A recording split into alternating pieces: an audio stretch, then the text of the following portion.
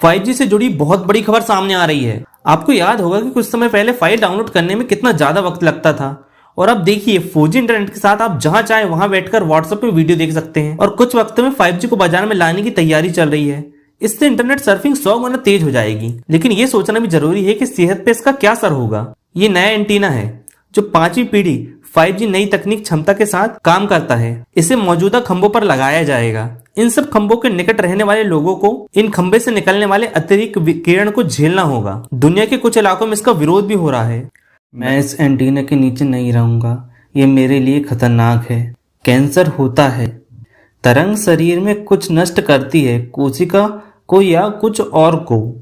इस पर अभी बहुत शोध हुआ है। मुझे चिंता है, पता नहीं बाद में क्या होगा। अपडेटेड मोबाइल नेटवर्क ग्राहकों को बेहतर डाटा ट्रांसफर की सुविधा देगा। आज के मुकाबले 100 गुना तेज सर्फिंग होगी।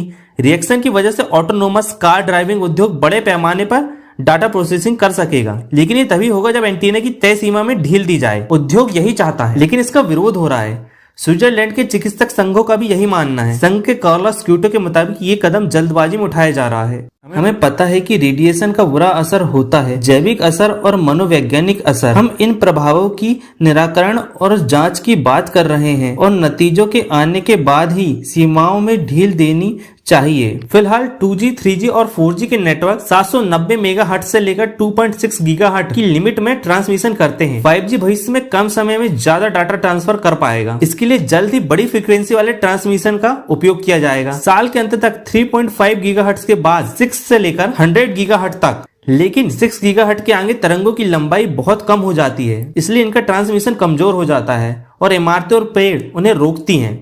इसलिए एंटीना का रेडिएशन बढ़ाना पड़ता है। अब एंटीना कितने खतरनाक है और क्या ये इंसानों में बीमारियां पैदा करते हैं? अब तक के वैज्ञानिकों को सिर्फ बस संकेत बस मिले। इस बात के कोई ठोस सबूत नहीं है कि मोबाइल का जो रेडिएशन है ये हमें ब्रेन ट्यूमर पैदा करता है। लेकिन 5G नई असुरक्षा की भावना को पैदा कर रहा है, क्योंकि ऊंची फ्रीक्वेंसी पर तरंगे छोटी हो जाती हैं और त्वचा द्वारा सोख ली जाती हैं। लंबी तरंगों की तरह नहीं है जिसे शरीर के अंदर सोखा जाता है। मौजूदा जानकारी के अनुसार स्वास्थ्य को कोई खतरा नहीं है, लेकिन लोग स्वास्थ्य की चिंता करते हैं क्योंकि उनमें असुरक्षा है। त्वचा इसे अलग ढंग से लेती है, इसलिए इससे अलग तरह का नुकसान संभव है। शक है कि त्वचा कैंसर हो सकता है, लेकिन इस समय ठीक से कहना मुश्किल है। मार्टिन मानते हैं कि एंटीना नहीं, हमारे स्मार्टफोन हमारे लिए सबसे बड़े जोखिम है। वे एक सेल फोन से अच्छे नेटवर्क पर अपने दफ्तर में फोन करते हैं, रेडिएशन की मात्रा बहुत कम है। फिर वो एक दूसरे सेल फोन से अपने दफ्तर में फोन करते हैं जिसका नेटवर्क कमजोर है, रेडिएशन की मात्रा बहुत ज्यादा बढ़ गई है, सब कुछ लाल दिख रहा है। अभी तक इस पर कोई अच्छी स्टडी नहीं हुई है, इसलिए चिंता करने या ना करने के उतने ही सही या गलत कारण हैं। इस पर ठीक जांच की जरूरत है। यदि रिसेप्शन खराब हो तो रेडिएशन का बोझ भी ज्यादा होता है।